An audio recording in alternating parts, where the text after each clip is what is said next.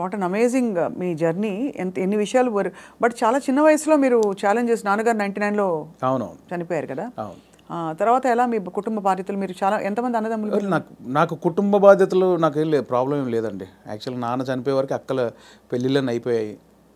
So 2 అన్నలు ఉండేవాళ్ళు, చిన్న అన్నయ్య కూడా పెళ్ళి అయింది. నేను మా అమ్మ మార్కెట్లో కూరగాయల వ్యాపారం చేసేవాళ్ళం. సో నాకు బాధ్యతలు లేవు బేసిక్గా. అదొక వ్యాపారం చేశారు, ఇంకా ఉందా లేదా? ఇప్పుడు లేదు, అమ్మతో లాస్ట్ అయిపోయింది. నాది లాస్ట్, నా తర్వాత అమ్మ కొన్ని రోజులు చేసిన తర్వాత. సో నాకు బాధ్యతలు లేవండి అసలు. అక్కడ ఒకటి టెన్షన్ లేకుండా ఉంది. బట్ నేను ఊర్లో ఉన్నప్పుడే డబ్బులు సంపాదించాను కూరగాయల వ్యాపారంలో. ఇండస్ట్రీకి వచ్చాక మాత్రం నేను ఇంటి దగ్గర డబ్బులు అడుక్కొని రాలా. నాకు చిన్నప్పటి నుంచి చేసి ఎవరిని అది లేదు. రెండోది ఒకరి కింద పని చేయడం కూడా ఇష్టం లేదు నాకు. అంటే ఊళ్ళో లోయర్ మిడిల్ క్లాస్లో జీతాలు ఉంటారు, బట్టల షాపులో కానీ కిరాణా కొట్లో కానీ. నేను ఎప్పుడు అలా లేను. కూరగాయల వ్యాపారం ఏంటంటే నా ఓన్ బిజినెస్ అది. అవును, నా ఓన్. అది 50 రూపాయలు వచ్చినా, నేను రోజుకి 50 రూపాయలు సంపాదించినా, 100 రూపాయలు సంపాదించిన నా ఓన్ బిజినెస్ అది. నేను ఒకరి కింద నేను జవాబుదారి కాదు నేను బేసిక్గా. అంటే ఏదన్నా నేను హాఫ్గా నాకు లీవ్ కావాలన్నా ఒకరిని అడిగి లీవ్ పెట్టుకునే అవసరం లేదు నాకు, నా ఓన్. సో అది అలవాటు అయిపోయింది. సో అక్కడి నుంచి ఆ డబ్బులు సంపాదించే ఇది వచ్చింది కాబట్టి హైదరాబాద్కి వచ్చాక ఇక్కడ స్టార్టింగ్ స్ట్రగుల్ పీరియడ్లో మనకు మెయింటెనెన్స్కి చాలా ప్రాబ్లమ్స్ ఉంటాయి. నేను ఇంటి దగ్గర అడుక్కోవడానికి నాకు మొహమాట అనమాట. మనమే సంపాదించాం, మనం అడిగేది ఏంటి అని. సో అడగకుండా ఉండడం కోసం అప్పుడప్పుడు ఊర్లోకి వెళ్ళి ఒక 10 రోజులు కూరగాయలు అమ్ముకొని 1000 రూపాయలు సంపాదించుకొని ఆ 1000 రూపాయలతో జాగ్రత్తగా ఒక 2-3 నెలలు ఉండి ఇక్కడ చాలా పడ్డానులేండి. చాలా ఇంటర్వ్యూలో చెప్పాము, చాలా స్ట్రగుల్స్ పడ్డాము స్టార్టింగ్లో. కాకపోతే ఆ ఊర్లో కూరగాయల వ్యాపారం, అక్కడ అనుభవం, ఆ 10 మందిలో తిరగడం.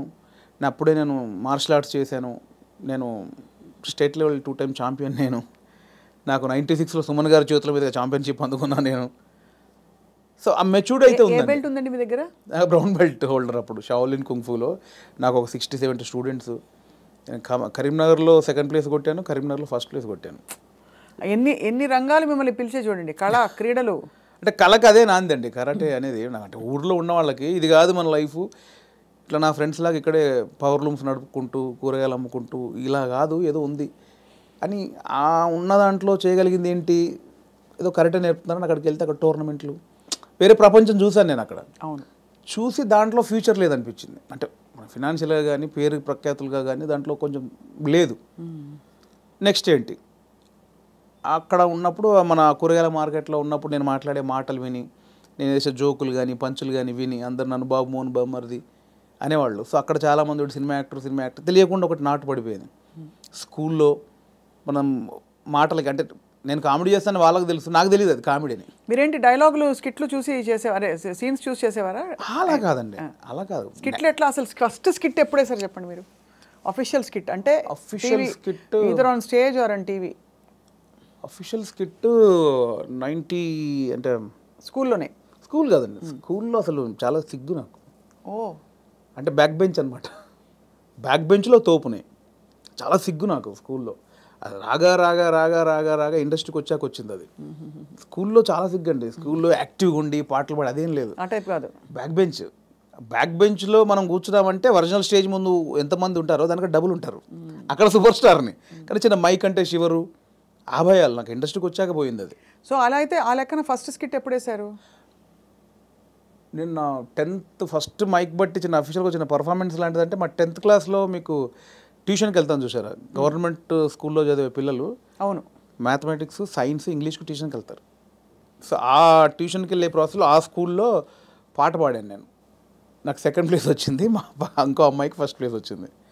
అది నా ఫస్ట్ యాక్చువల్గా ఒక యాక్టర్గానో కళాకారుడుగా అది 10thలో. అది మా టీచర్స్, మా ఫ్రెండ్స్ ఇంకా నాతో అలిగి, అంటే నువ్వు ఎన్ని చాటుగా చేస్తావు, అన్ని అద్భుతాలు చేస్తావు, అక్కడెక్కడ మూలకి ఎవడు చూడకుండా చెట్ల కింద పుట్ల కింద అది జైరా అని వాళ్ళందరూ నన్ను ఒత్తిడి చేస్తే చాలా సిగ్గుతో అది పాడా. అది ఫస్ట్. ఇండస్ట్రీలో స్కిట్ అంటే స్మోక్ టీవీతో బాగా రీచ్ అయ్యామండి బేసిక్గా. అవునవును, స్మోక్ టీవీతో రీచ్ అయ్యాము. దానికి బిఫోరు చిన్నగా చేసామండి. మనసు మాట వినదు అనుకుంటా, ఐ థింక్ నా 2nd మూవీ మనసు మాట వినదు.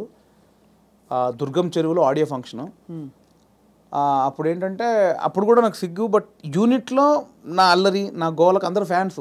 స్లోగా అలాగా యూనిట్లో ఇప్పుడు డైరెక్షన్ డిపార్ట్మెంట్ తోటి కానీ నాకు మార్తాండ్ శంకర్ గారు, ఆయన నాకు ఆదిత్య గారి దగ్గర ఆయన కో డైరెక్టరు బాగా నాకు ఇంకా క్లోజ్ అనమాట అన్నయ్య. ఆయనతో నేను ఎంటర్టైన్మెంటు అది అలా బిహైండ్ ద స్క్రీనే.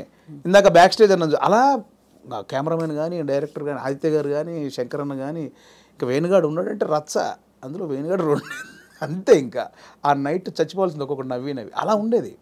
సో అక్కడ నుంచి మీకు కాన్ఫిడెన్స్ వచ్చింది? రాలే, ఇంకా అక్కడ కూడా రాలేదు. అలా అందరికి నోన్, లైట్ మెన్స్తో సహా డిపార్ట్మెంట్ అందరికి నోను. దుర్గం చెరువులో ఆడియో ఫంక్షన్ జరుగుతుందండి మనసు మాట విందు. అప్పుడు నవదీప్ చెన్నైలో షూటింగ్ చేస్తున్నాడు. సో 8 o'clock ఇక్కడ ఈవెంట్ జరగాలి. సో 7కి స్టార్ట్ చేసాము. నవదీప్ ఆందవే అంటున్నాడు. ఆ డ్యాన్స్ పోటీలు జరిగాయి, డ్యాన్స్ చేస్తారు కదా వాళ్ళు ఈవెంట్లో, ఆడియో ఫంక్షన్లో. డ్యాన్స్ అయిపోయింది, 4-5 పాటలు పాడారు.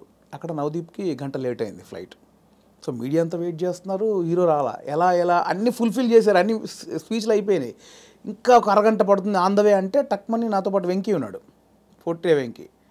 వాడు కొంచెం యాక్టివ్, వాడికి స్టేజ్ యాక్టివ్, నాది బ్యాక్ బెంచ్ యాక్టివ్ అంటే వాడు స్టేజ్ మీద యాక్టివ్. వాడు ఏంటంటే కాన్ఫిడెంట్గా అందులో ఉన్నది ఇంత అయిన టాపిక్ కాన్ఫిడెంట్గా చెప్తాడు. నా దగ్గర ఇంత ఉంటుంది, కాన్ఫిడెంట్ ఉంటుంది, ఇంత చెప్తే అనమాట. వాడు ఎక్కేసాడు, వాడు ఎక్కువ 15 నిమిషాలు ఊపేసాడు. ఇంకా నవదీప్ ఇంకొక 20 నిమిషాలు సబ్జెక్ట్ కొంచెం, కానీ దాన్ని కాన్ఫిడెన్స్ లెవెల్ ఎక్కువ తనకి. అంటే ఇంతున్నదాన్ని ఇంత కాన్ఫిడెంట్గా చెప్పగలడు. సో వాడు 20 minutes చేశాడు. ఇంకా నవదీప్ 20 నిమిషాలు రావాలి. ఎలా అన్నప్పుడు నాకు తెలియకుండా అనౌన్స్ చేశారు, ఇప్పుడు వేణు మిమ్మల్ని 20 నిమిషాలు ఎంటర్టైన్ చేస్తాడని. వాళ్ళు అనౌన్స్ చేయగానే మా యూనిట్ వాళ్ళు ఉంటారు కదా, ఓ అని ఒక స్టార్కి ఎట్లా అప్లాజ్ వస్తుందో అలా అరిచేశారు. అట్లా మొదలైంది. ఎవర్రా మీరు అడిగింది, నాకు షివరు. ఎవర్రా నన్నలా వీళ్ళు ఈ అప్లాజ్ వచ్చేసరికి కూర్చున్న వాళ్ళకి ఎలా ఉంటుంది, బోయిడోడ తోపు వస్తున్నాడని అనౌన్స్ చేశారు. రావే అంటే నేను ఎక్కడో చీకట్లో కూర్చొని నన్ను పిలిచాను నేను స్టేజ్ అంటే దేనికి ఎక్కాలి, ఎక్కువ అన్నారు. ఇంకా అది ఫస్ట్ నాది పర్ఫార్మెన్స్ యాక్చువల్గా. అలా షివర్ అవుతూ చేయి ఎంత నవ్విస్తావు కదా చేయంటే, బ్యాక్ స్టేజ్ నవ్విచ్చేది వేరు, ఆ టాపిక్లు వేరు, ఆ సబ్జెక్టులు వేరు. స్టేజ్ మీద అలా అని ఇంకా టక్మని చేసి మనకి ఆడిషన్లో యాక్టర్గా ఆడిషన్ చేసేటప్పుడు చేసిన కొన్ని ఐటమ్స్, కొన్ని జోకుల్ని అలా ఒక్కొక్కటి చేస్తూ ఉంటే అప్లాజు. దాంతో ఒక 25 నిమిషాలు 30 నిమిషాలు సోలోగా ఎంటర్టైన్ చేశాను. ఈ లోపు నవదీప్ వచ్చాడు. అది ఫస్ట్ పర్ఫార్మెన్స్ ఇండస్ట్రీలో. సో అలా మీకు కాన్ఫిడెన్స్ వచ్చి చూడండి ఎక్కడి నుంచి మీరు ఎక్కడికి వచ్చేసరి వాళ్ళ ఫిల్మ్ఫేర్ అవార్డు అందుకుని. అవునండి. ఒక అద్భుతమైన జర్నీలో ఇప్పుడు నెక్స్ట్ ఏంటని ఇంకా ప్లాన్ చేస్తున్నారు మైండ్. ఎవరు చేశారు ఇదంతా అంటారు? దేవుడా, మీరేనా? మీ రాత మీరే రాసుకున్నారా, దేవుడు రాశాడు? దేవుడు నమ్ముతారా? డెఫినెట్లీ నమ్ముతానండి. గుడ్డిగా నమ్ముతాను. అంటే గాలిలో దీపం పెట్టి దేవుడా అయితే అన్ను, దేవుడు అంటే నమ్ముతాను. అంటే మీరు చేసేవి చేస్తూ దేవుడా అంటారు. అంతే. నాకు ఇప్పుడు ఒక చిన్న సపోర్ట్ ఉందని ఫీల్. నేను హనుమాన్ భక్తుడిని. సో ఆయన ఉన్నాడని ఒక నమ్మకం ఉంటుంది. సో అలాగే ఆయన ఉన్నాడని ఏం చేయకుండా కూర్చోను. ఏం చేసినా ఆయన ఉన్నాడు, చూసుకుంటాడు. స్ట్రాంగ్ వెళ్ళొచ్చు, మావాడు ఉన్నాడు కదా. ఇప్పుడే నాకు హనుమంతుడు వారు చెవిలో చెప్పారండి, బలగం 2లో నేనే కదా. డెఫినెట్లీ ఆ సబ్జెక్ట్ ఎవరు కోరుకుంటే వాళ్ళే ఉంటారు. డెడికేషన్ పెట్టారన్నమాట. లేదండి, అంతే. ఆ సబ్జెక్ట్లో స్వప్న గారు అవసరం ఉందనుకుంటే మీరు ఎక్కడున్నా మీ దగ్గరకు వచ్చి అది వచ్చి అలా అంతే. నో, బట్ యాక్చువల్లీ సీరియస్గా ఎంత ప్రౌడ్ ఫీల్ అవ్వాలండి మీరు. అంటే మీరు జస్ట్ మీ అడుగులు మీరు వెతుక్కుంటూ ఎక్కడెక్కడి నుంచో అలా డక్కాముక్కీలు తిన్నారు, వైభవం చూశారు, ఖాళీ టైంలో చూశారు, అన్నీ చూసుకుంటూ యు ఆర్ హియర్ టుడే. చాలా అప్ అండ్ డౌన్స్ చూశాను. చాలా చూసాను. అక్కడ మీ కళ్ళలోనే కనపడుతుంది. అంటే నేను 200 సినిమాలు చేశానండి, ఆల్మోస్ట్ 220 సినిమాలు చేశాను యాక్టర్గా. కమర్షియల్ హిట్లు నాకు రాలేదు. అంటే సాలిడ్ క్యారెక్టర్ చేసిన సినిమానేమో ఫ్లాప్ అవ్వడం, ఏదో ఒక చిన్న అర సీన్ ఉన్నది బ్లాక్ బస్టర్ హిట్ అవ్వడం. సినిమాల్లో ఒక సక్సెస్ఫుల్ సినిమాలో ఒక మంచి క్యారెక్టర్ పడితే తెలియకుండా సినిమాలు వచ్చేస్తాయి. నేను మంచి క్యారెక్టర్లు చేసిన ఏవి వర్కౌట్ అవ్వాలి. సో యాక్టర్గా వేణుకు చాలా మంచి టైమింగ్ ఉందని రాజమౌళి గారి దగ్గర నుంచి, సుకుమార్ గారి దగ్గర నుంచి పెద్ద వాళ్ళందరూ, త్రివిక్రమ్ గారు, వినాయక్ గారు, పూరి జగన్నాథ్ గారు, మా గురుగారు తేజ గారు, అందరూ. కానీ ఒక కమర్షియల్ బ్రేక్ పడినప్పుడు వాళ్ళు ఎవరేం చేయగలిగారు? ఇప్పుడు నేను బలగం సినిమా చేశాను, నాకు తెలిసిన యాక్టర్లు ఎవరిని పెట్టుకోలేకపోయా. ఎందుకంటే ఆ సినిమా ఎవరిని కోరుకుంటుందో వారినే తీసుకుంటారు. ఎవరైనా అంతే కదండి. అటు బాగా చేస్తున్నాడని అందరూ తీసుకొని పెట్టుకుంటే అవ్వదు, ఇది బిజినెస్. నేనే పెట్టుకోలేకపోయాను కదా. సో అది రాలేదనే వేదన చాలా ఉండేదండి నాకు. అంటే నా బిఫోర్ వచ్చిన వాళ్ళందరూ సూపర్ స్టార్లు ఎదిగిపోతున్నారు, మనకు ఒక కమర్షియల్ హిట్ లేని కారణంగా, అన్నీ చేయగలిగి హిట్ లేని కారణంగా వెనకబడిపోయామనే ఒక ఆవేదన ఒకటి ఉంటుంది. అది చాలా పెయిన్ఫుల్. ఆ మధ్యలో వేణుగాడు లెగ్గు అని ఒక, ఆ టైంలో అంటే చాలా సినిమాలు మంచి క్యారెక్టర్లు పోయేసరికి తెలియకుండా ఎవడో అని వేణుగాడు కాలు పెడితే లెగ్గు, వేణుగాడు కాలు పెడితే లెగ్ అని చాలా తెలిసిన వాళ్ళు కూడా సెంటిమెంట్కి భయపడి వేషాలు ఇవ్వకపోవడం, దేవా చూసారా ఇలా చాలా పెయిన్ఫుల్ జర్నీలు జరిగాయి. ఇంత దారుణం అండి అసలు మాట అంటాం. బాధేస్తుంది కదా. డబ్బులు చాలా పెద్ద 2-3 పెద్ద డైరెక్టర్తో డైరెక్ట్గా కొంచెం విభేదించాను కూడా. అట్లా చాలా జరిగాయి. సో నేను కాదు కదా ఇప్పుడు మొన్న ఇప్పుడు టిల్లు అంటారు నన్ను, నేను నిలబడ్డాను కదా, అంతే కదా. నా ట్రాక్ తప్పు చేయలేదు కదా, ఇంకోటి నాకు ఎందుకు వేస్తారు అట్లా. అదొక చాలా పెయిన్ఫుల్ ఉండేది. ఆ పెద్ద డైరెక్టర్లు ఎవరో లేండి, అందరూ సహకరించిన వాళ్ళు అందరి నిమిత్తం మాత్రమే అండి. నేను ఇక్కడ దాకా వచ్చిన తర్వాత నేను ఎవరిని అంటే ఇప్పుడు అర్థమవుతుంది మీకు దేని వెనకాల ఏ రీజన్ ఉందని ఇప్పుడు అర్థం చేస్తుంది. మీరు డైరెక్టర్ అయ్యారు కాబట్టి. నేను చెప్పాను కదా ఇప్పుడు నా సినిమాకి నా చిత్రం శ్రీను దగ్గర నేను 1.5 year టచ్ బాయ్గా పనిచేశాను, చాలామందికి తెలుసు. అతనికి నేను వేషం ఇవ్వలేకపోయాను. మా తాగబోతు రమేష్ ఇప్పుడు నాతో మాట్లాడడానికి ఇప్పటికి కోపమానికి రచ్చరవి క్యారెక్టర్ నేను చేయలేనని ఇప్పటికి నా మీద కోపం 100 సార్లు తిట్టుంటాడు. నేనంటే ఇప్పుడు నన్ను గొంతు పిసికి చంపేస్తాడు వాడు. రచ్చరవి క్యారెక్టర్ నేను చేయలేనా, నాకు తెలంగాణ రాదా అని. కానీ నాకు అదే డైరెక్టర్గా నాకు ఆ క్యారెక్టర్లో రవే కనిపించాడు, రమేష్ కనిపించలే. ఇక్కడ టాలెంట్ బేరీజ్ వేయడం కాదు, నాకు వాడైతే సెట్ అవుతుంది అనిపిస్తోంది. అట్లా నా దగ్గర ఎంతున్నా కూడా పెద్ద డైరెక్టర్లు అందరూ నాకు వేషం ఇవ్వలేదంటే ఆ సినిమాకు వాళ్ళకి 100 బాధలు ఉంటాయి నాకు ఇప్పుడు తెలిసి వచ్చింది. అంతకుముందు తిట్టుకొని ఉన్నాను, బట్ ఇప్పుడు నాకు తెలిసి వచ్చింది ఏ సినిమాకి ఆ సినిమా బాధలు ఉంటాయి. సో అంతకుముందు తిట్టుకున్న దర్శకులందరూ నేను మనస్ఫూర్తిగా సారీ చెప్పుకున్నా ఎప్పుడో. ఇప్పుడు అంతే ఇందువల్ల మీరు మాకు ఇవ్వలేదా అని. ఎందుకంటే ఇప్పుడు నాకు తెలుస్తుంది కదండి, ఇప్పుడు నన్ను వచ్చి నాకు ఎందుకు రమేష్ నేను సమాధానం చెప్పలేకపోతున్నాను ఇప్పుడు. అంతేగా, అంతే తెలిసి వచ్చింది. మీరు అన్నది కరెక్ట్, మీకు తెలిసి వచ్చిందంటే అర్థమైంది ఇప్పుడు. సో బట్ డెఫినెట్గా మీరు ఐ థింక్ మీరు మంచి సినిమాలు మంచి కథలు చెప్తారని అందరికీ కాన్ఫిడెన్స్ వచ్చేసింది. మొన్నే సంగీతం శ్రీనివాసరావు గారు కూడా మెచ్చుకోవడం మిమ్మల్ని, అలాగే చాలామంది అంటే పరోక్షంగా మిమ్మల్ని మెచ్చుకున్న విషయాలు కూడా చాలా ఉన్నాయి. బలగం సినిమా ఒక బెంచ్ మార్క్ అయిపోయింది వాళ్ళ ఇండస్ట్రీలో. అంటే ఒక ఇన్నోవేటివ్ నావెల్ స్టోరీతో ఇన్నోవేటివ్ విధానంలో ఎక్కువ బడ్జెట్ లేకుండా మనసుని హత్తుకునే సినిమా ఎలా తీయచ్చో వేణుగారు చేసి చూపించారు.